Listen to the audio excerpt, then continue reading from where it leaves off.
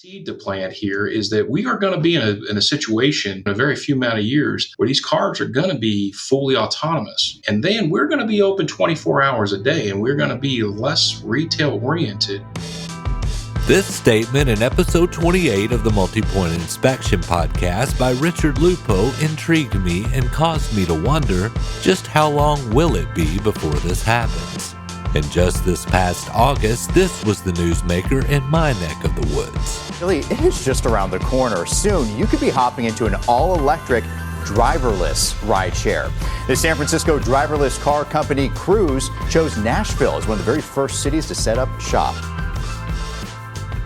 Now, about 10 years ago, I was driving for Uber in Nashville, and let me tell you, trying to navigate through the sea of cars and pedestrians on Lower Broadway most nights is an absolute nightmare. So the thought of autonomous vehicles in this area gave me pause. But before we ever got a chance to see the driverless taxis in Music City,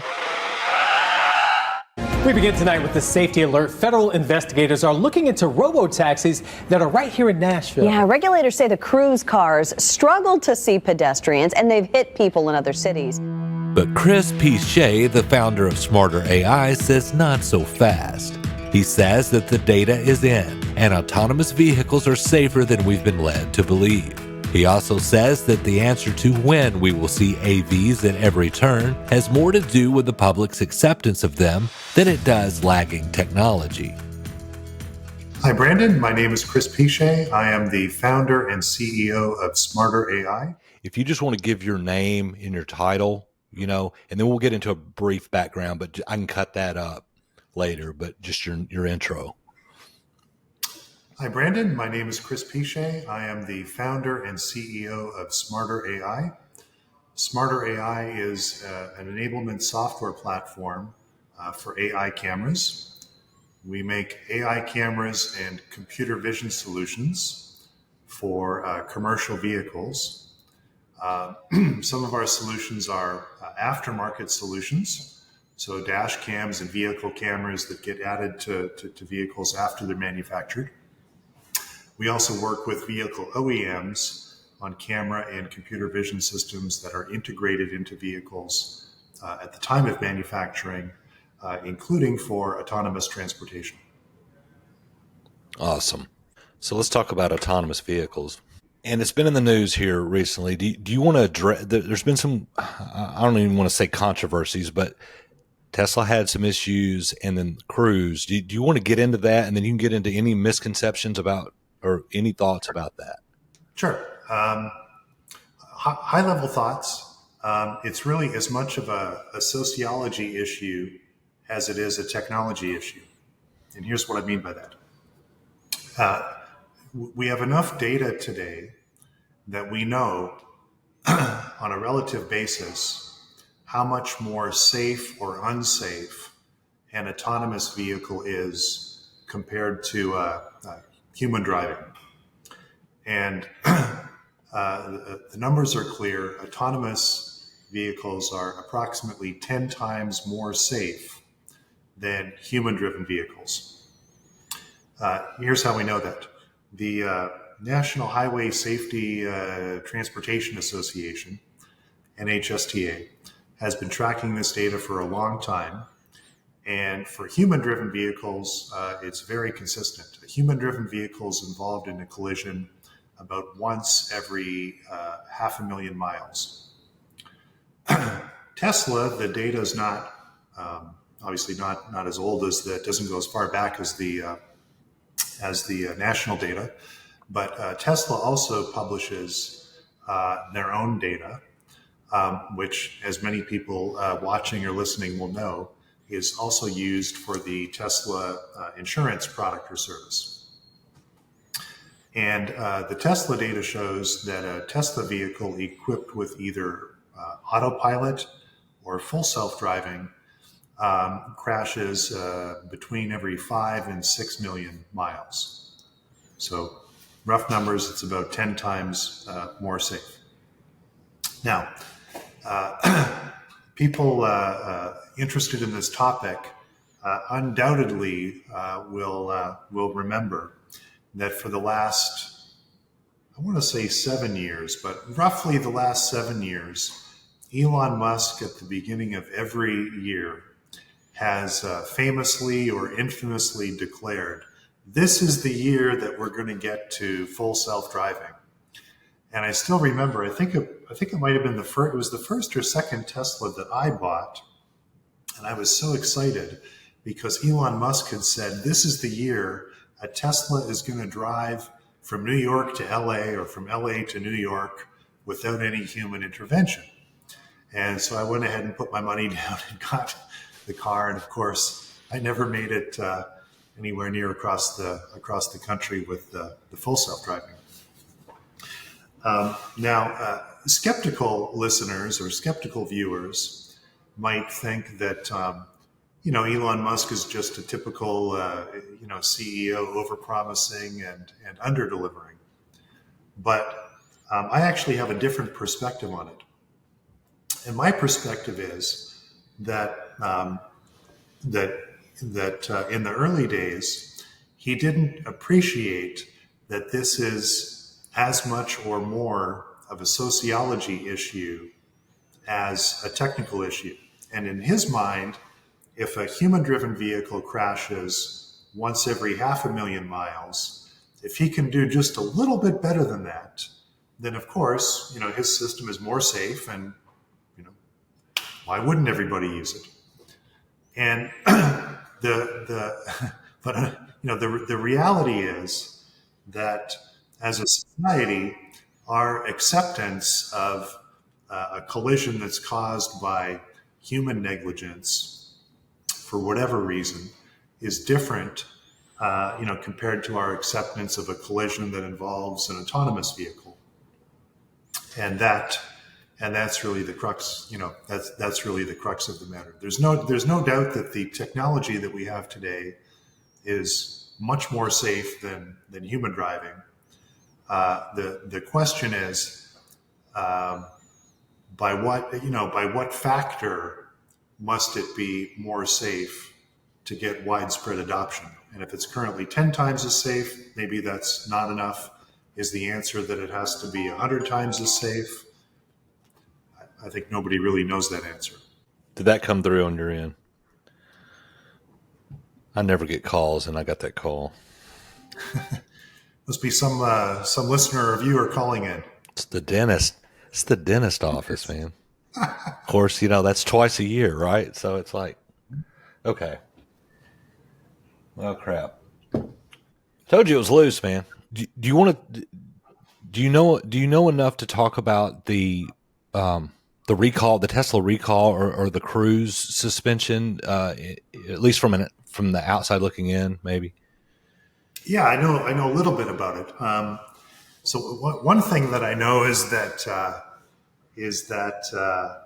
the transportation regulators need to get with the times, and a software update is something that happens in the ordinary course of any connected device. I've got an iPhone here, I've got an Android phone here, and I get software updates all the time on those.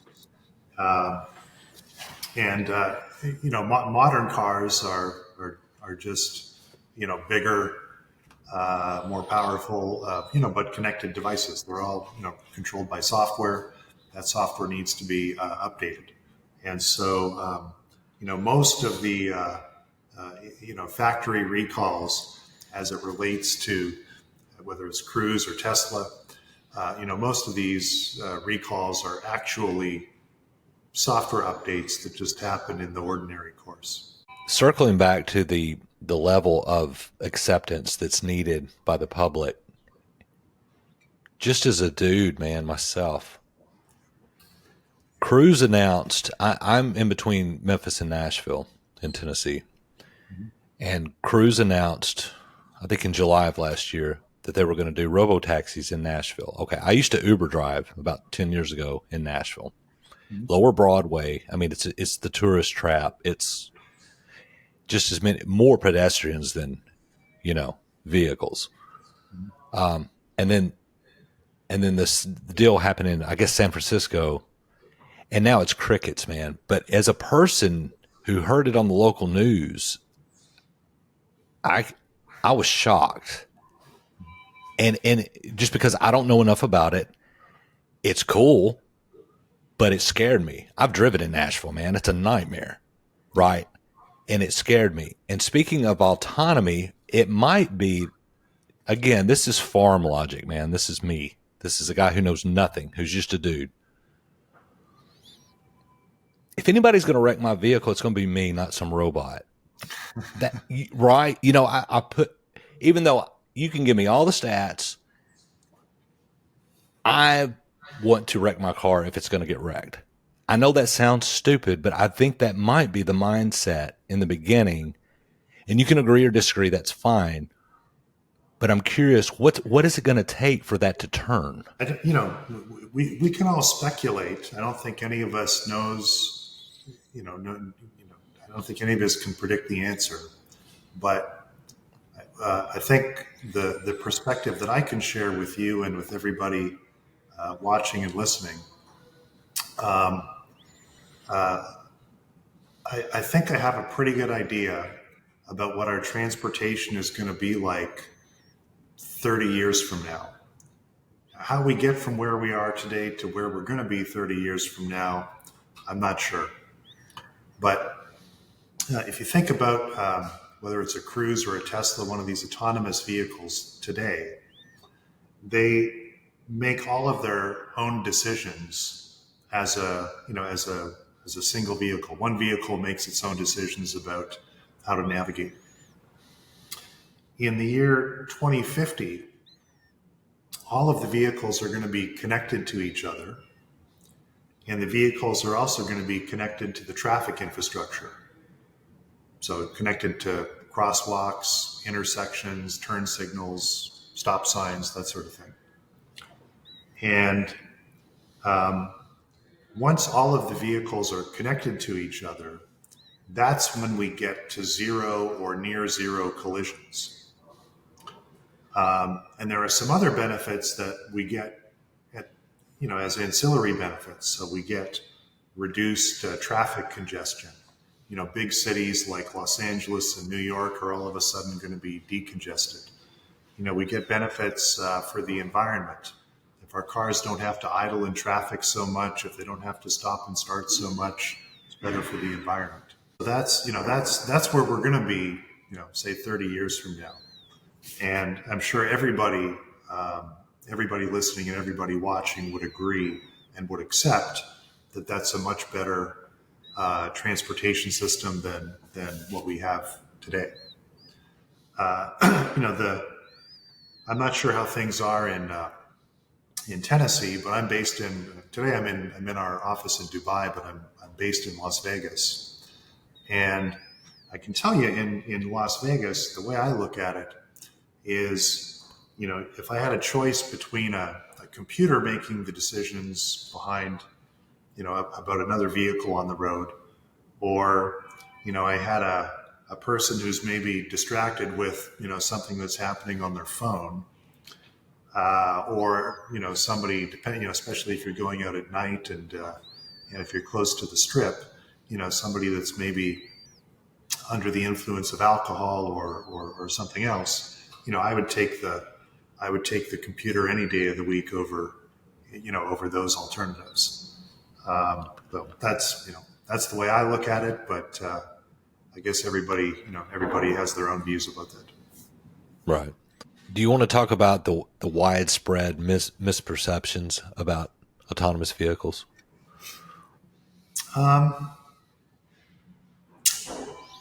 Well, sure. I think there's a couple of important misconceptions, and maybe by way of background, I should explain to some people listening or watching who might not be as familiar with the subject. There are different levels of autonomy. There are 5 or 6 different levels of autonomous driving. Obviously the highest levels. You don't even need to have a person in the car, and at the middle levels, you need a person in the car paying attention. The computer can do most of the driving. The person needs to be ready to take control, if something goes wrong. And at the lower levels, it's really just more like driver assistance.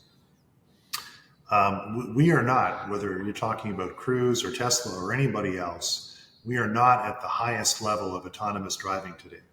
So the systems that we've been talking about, Tesla, Cruise, and others, these fall into the category of driver assistance systems. So legally, the vehicle requires a driver. So there's a driver assistance system, but there has to be a driver in the seat. Driver has to be paying attention, and the driver has to be ready to take over, should it become necessary. So that's the level of the technology today. And the incidents that we read about from time to time, like it seems like whenever a Tesla is involved in a collision, because it gets a lot of clicks, it'll be on the front page. Whenever there's an incident like that, I shouldn't say whenever, but more often than not, when there's an incident involving an autonomous vehicle today, it's as a result of the driver not respecting the limitations of the technology. So I think that's the first misconception that it's important for everybody to understand, is that these are very advanced driver assistance systems, but they are assistance systems, and they are not a substitute for a responsible driver in the behind the wheel. So that's the first one.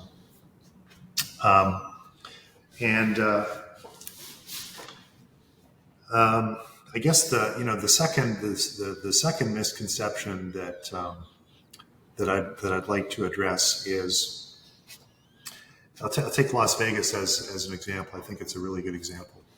So in Las Vegas, on any given weekend, we have 20 or 30 collisions involving vehicles in Las Vegas on a weekend. And a lot of those are the result of, phones and other distractions. Some of them are the result, or partly the result, of the fact that there's a lot of tourists in Las Vegas, so people that are not familiar with the roads. Some of them are obviously the result of people going out and having a little bit too much fun before they get behind the wheel. And because there are 20 or 30 of these every weekend in Las Vegas, I don't know, you might be able to find them in the news somewhere, but I think I read the news like most people. I read the front page, I read the headlines, and occasionally I click and read the full story. I never read anything about any of these collisions. But if there's, whether you're talking about Cruise or Tesla or any of these other autonomous systems, whenever, one of those systems is involved in a collision, it becomes front page news. So, the second misconception is really about the relative safety or lack of safety of these systems. And the news, unfortunately, at least the news that I see and consume, doesn't do a very responsible job or very good job of putting into context, the safety of Cruise and Tesla and others. Perception is not always reality. And, there's this perception that the dealerships are more expensive for everything. And IntelliCheck kind of confirms that that's not the case. IntelliCheck helps dealerships become aware of where their prices stand in regard to their competitors. And IntelliCheck does a good job of giving us that pricing data to confirm that we're in the market. And this allows dealerships to make their customers aware of their competitive pricing. I placed 2 placards in the business center so they could see that while they're over there working on computers. I also placed it in our coffee area. We have a glass wall there, so when they walk in, as they're putting their creamer and sugar in their coffee, they're going to look up and see the pricing for our pricing as well as our competitors. Introducing IntelliShare. IntelliShare contains all of IntelliCheck's promotional tools that you can use to promote your favorable prices, including IntelliAds, the printable flyers that you can show off in easel displays, IntelliMedia for your digital media boards, and IntelliWidgets, so you can show off price comparisons on your website and even let your customers schedule from the widget. Just having access to that data that they're able to provide gives us a good plan of how we're going to proceed. Call 877-827-7273 or go to IntelliCheck.com to find out more about how the IntelliShare series can help you grow your business.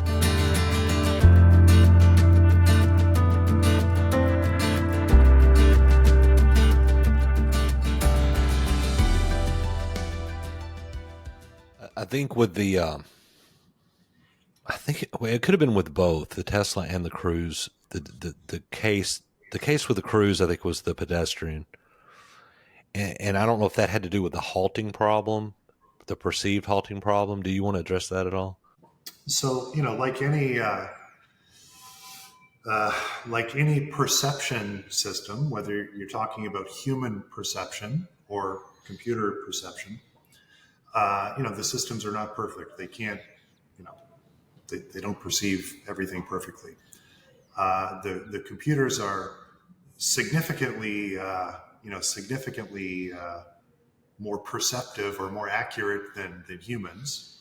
The computers can also perceive things much more quickly and reliably than humans. So those are maybe a couple of reasons why the autonomous systems are more safe than human drivers. But still, the computers are not perfect. These computer perception systems, there's two components. There's the hardware and the software. And companies like Cruise and Tesla are taking slightly different approaches to the hardware. So Tesla is using a cameras-only system. They have, I think it's 9. They have about 9 cameras that are installed in every Tesla vehicle. And the cameras are, obviously all around the vehicle. Some of the cameras have a more narrow focus, so they're designed to see further into the distance. Some of them have a wider focus, so they're designed to see things that are closer to the vehicle. And then there's a piece of software that takes into account all of the video from all of the cameras and tries to recognize other road users, whether it's other vehicles or whether it's pedestrians. Also, obviously, trying to recognize traffic infrastructure, stop signs, lanes, traffic lights, that sort of thing. In addition to cameras, uses a more basic sensor technology called LiDAR. And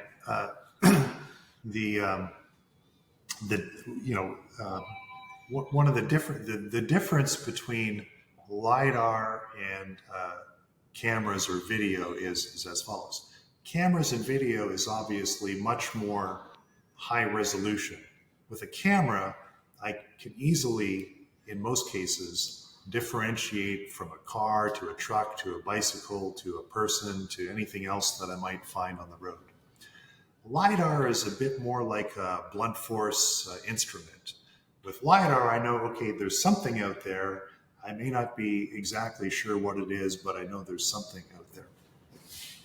And in the case of Tesla, there's been, I think, at least probably more than one, but I'm aware of one incident involving a Tesla where at least the preliminary review of the accident is somebody was actually killed. There was a Tesla where, again, the driver wasn't paying attention, and the Tesla didn't see a large semi-truck that had been parked on the road.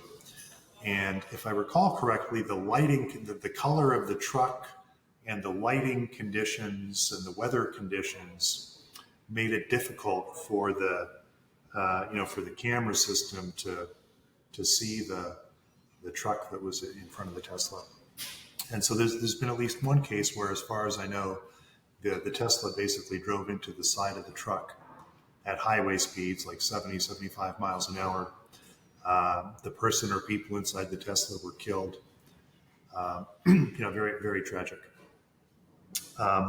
with a LiDAR-based system, they're not as vulnerable to different kinds of lighting, to different kinds of weather conditions. The LiDAR is something that, I don't know if anything is completely foolproof, but the LiDAR is about as close to foolproof as you're going to get. So, different manufacturers are taking different approaches, to the hardware. As far as the software is concerned, I think this is a really important point for people that might be listening or watching. The software is almost all the software that I know of it is based on a technology called machine learning. So machine learning is a branch of artificial intelligence. And basically the way machine learning works is we take a set of data. In the case of self-driving, that data would be pictures of other cars, pictures of bicycles, pedestrians, stop signs, anything you might expect to see on the road. We'll take pictures of those. And we'll try to get pictures that are as diverse as possible in terms of the lighting, daytime, nighttime, different weather conditions, different parts of the country or parts of the world. Try to get as many different pictures as possible. And then the engineers use a process called training. They train machine learning models or AI models. They train these models based on the data.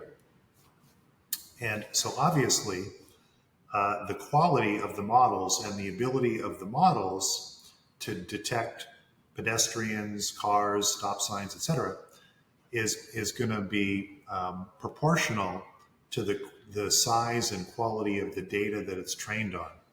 In other words, if I get 2 or 3 pictures of stop signs and I use that to train my model, and then my car's self-driving on the road, and it comes across a different stop sign, a stop sign that looks a little bit different compared to the 2 or 3 that I used, the 2 or 3 that I used for training the model. There's a good chance that my car is not going to recognize that slightly different stop sign. But on the other hand, if I have 100,000 or 1 million different stop signs, and I train my model based on all of these different stop signs, it's very unlikely that when my car goes out on the road that it's going to encounter a stop sign that it's not going to recognize. And so what does this mean for us as people that might be thinking about buying a self-driving car, or maybe somebody who's concerned about other self-driving cars on the road? It means a couple of things. Number one, the quality of these self-driving systems is constantly improving. So as Cruise, as Tesla, as they're able to collect more and more data, like the more miles they have driven on the road, the more data they collect, the better their training sets become, and the better their models become at recognizing other road users and traffic infrastructure. And a second thing that's really important to understand, I think, is the fact, because the quality of, it's a bit of a chicken and the egg problem. So we want the safest self-driving that we can get, but we have to start somewhere. And I think Tesla's done a pretty good job of balancing the need to get started and to collect data, while at the same time keeping things, for the most part, on the within the guardrails and keeping things relatively safe.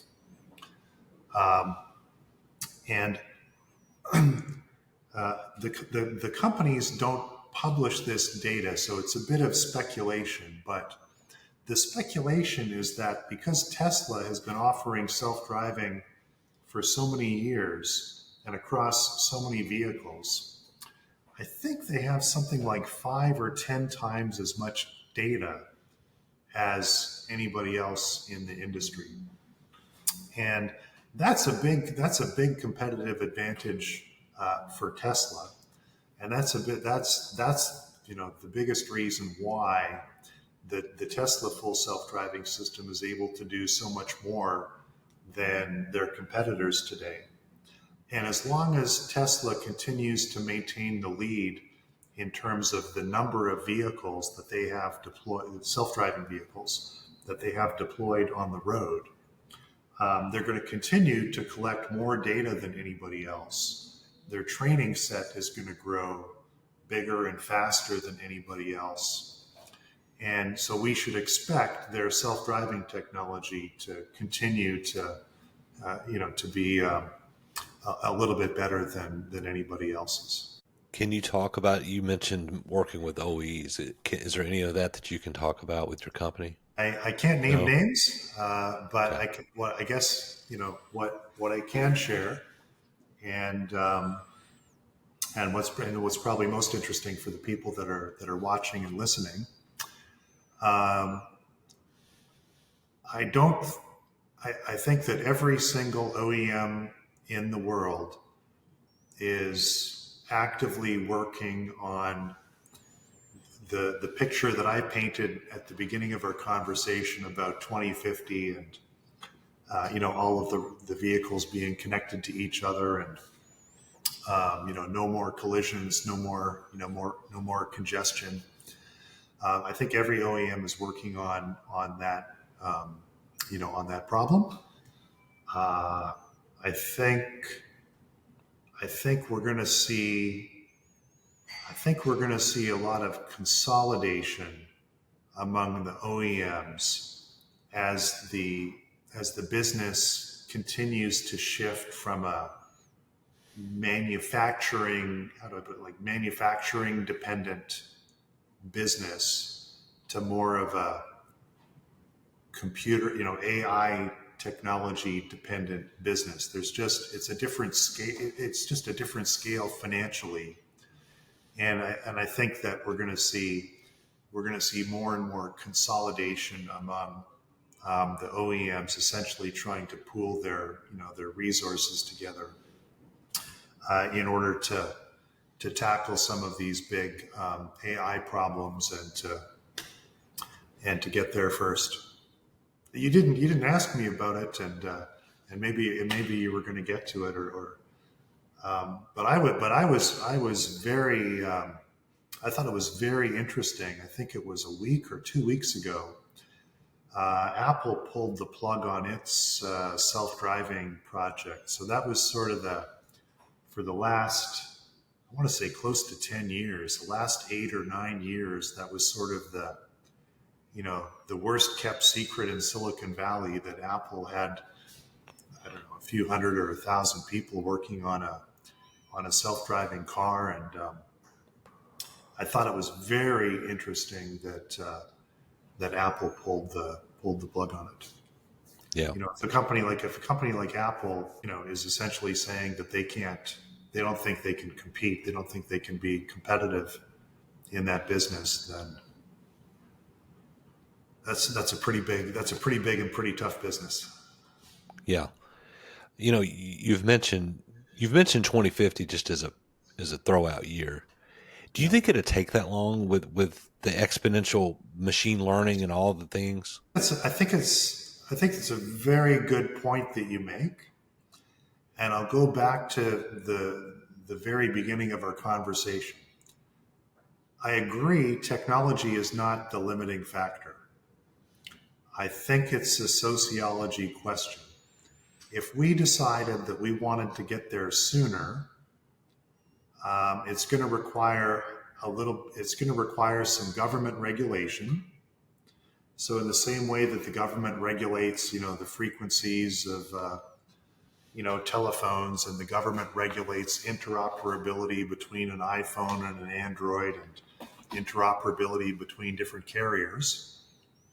So we're going to have the same kinds of regulatory problems in terms of getting a Cruise to talk to a Tesla, and making sure that they can both talk to the street lights in New York and the intersections in Los Angeles. But if we decided that we wanted to get there, I don't think, I think we have the technology to do it today. And I'll go back to the point that we discussed earlier. Even today, a single self-driving car, a Tesla, is roughly 10 times more safe than a human. So we certainly have the technology to do it today. Again, yeah, so it's a question of sociology. The reason I ask, and the reason that I'm on this kick within this podcast, is I have a service director at a dealership a Honda dealership in North Carolina in the Smoky Mountains, in the Asheville area. And they're doing this makeover of their dealership, and they're really focused on the customer experience, because dealerships, since COVID, they're really trying to, that's their bread and butter now, is versus new car sales, right? Because of the supply chain issues and everything else. So fixed ops has kind of been I call it the belle of the ball now, where it used to be the back of the store. Everybody's about fixed ops now. So customer convenience, they're trying to get all these people who defected and went to the independents, right? And part of this makeover, he's talking about, he's put in all these self-pay kiosks and an enclosed area for pickup and drop off. But he's looking to the future for self-driving cars, because he's talking about how the car dealership will end up being more of a 24-hour operation, because you could be sitting at your kitchen table, program your car, go send it to be serviced. There's no way, the wait time. Anyway, really forward thinking, man, for a dealership in North Carolina. I mean, they don't get sunlight over there until Thursday, right? Because they're in the mountains. And man, it got me to thinking, if he's thinking this is, and he said he believes this is going to happen while I don't know how old he is. He's in his 40s, I would think. But he says, before he retires, this is going to happen. And this is what got me on this kick. And AVs are cool. To that point, AVs are cooler than EVs to me. There's been an EV hangover.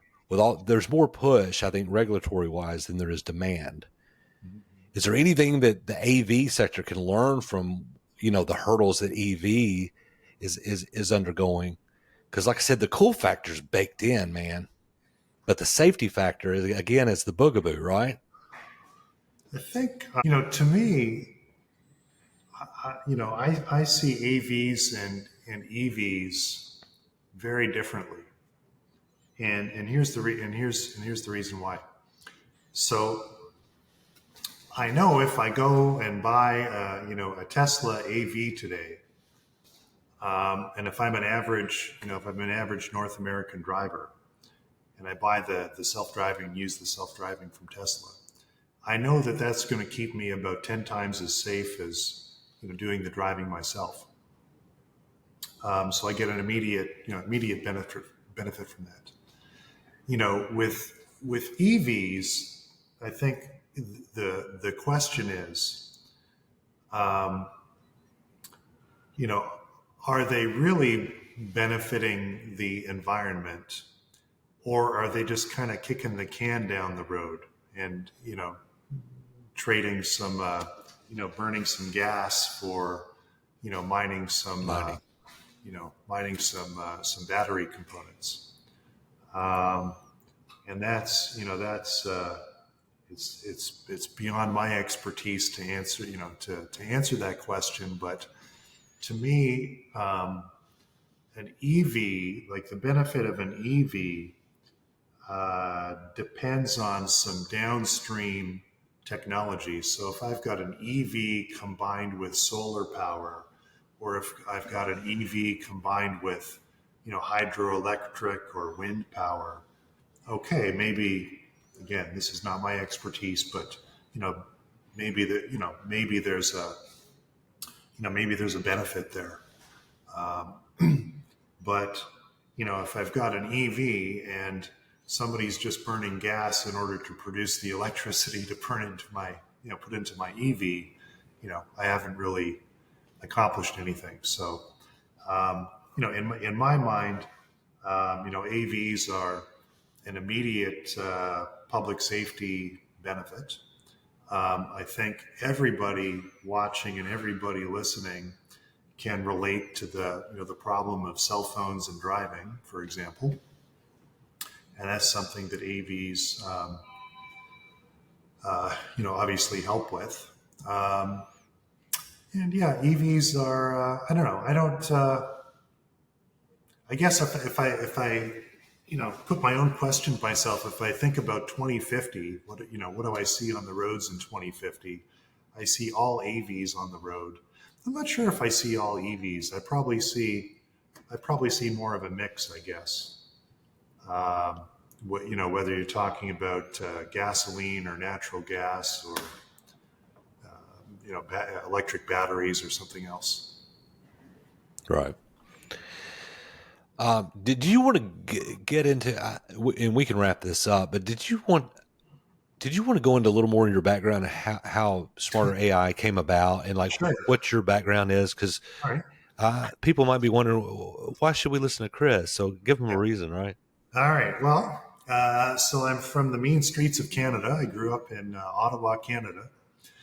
I have a background in computer science. Before I got into cameras and Smarter AI, I developed a few different internet video or internet communication technologies and businesses. Some of the more well-known products that I developed included AT&T TV. So I don't know if you remember a few years ago, are the Manning brothers from Tennessee, the quarterbacks? Yes. They might be. I think yes. West Tennessee, actually. Yeah. Yeah. So this is going back a few years. This is going back, I don't know, 5 or 6 years. I was involved in something called AT&T TV, which I think was the first service in the U.S. where you could watch movies and television and sports on your phones. And the commercials were done by the Manning brothers. I don't know if you remember something called Football on Your Phone, but they did a series of kind of funny commercials about AT&T TV. Being from Canada, of course, I was involved with BlackBerry. I was responsible for part of the first BlackBerry smartphone, the voice and video calling part of the first BlackBerry smartphone. And I've been involved with a few other communication products and services, Comcast, and a few others in the U.S. I got the idea to start Smarter AI because I could see the coming convergence of camera technology and AI technology, and I thought that the world needed a software platform to manage all of the cameras and all of the AI. So in the same way that we have Android and we have iOS for our phones, I decided to develop Smarter AI to be a software platform for AI cameras. And I've been doing that for about 4.5 years now. And our biggest market by far is vehicle cameras. So again, the OEM camera systems and aftermarket camera systems, including for ADAS, so driver assistance, and autonomous driving. Awesome. Is there anything that I didn't ask you that you wish I had? I think we covered it all, but if I had the opportunity to give a final message to anybody that might be watching or listening, I'd say, remember, we're not at full autonomy yet. These are very advanced driver assistance systems. So if you're going to use them, please, these vehicles weigh thousands of pounds and they're traveling at all kinds of speeds. Please use them responsibly. Awesome. Chris, I appreciate the time. Thanks for having me, Brandon.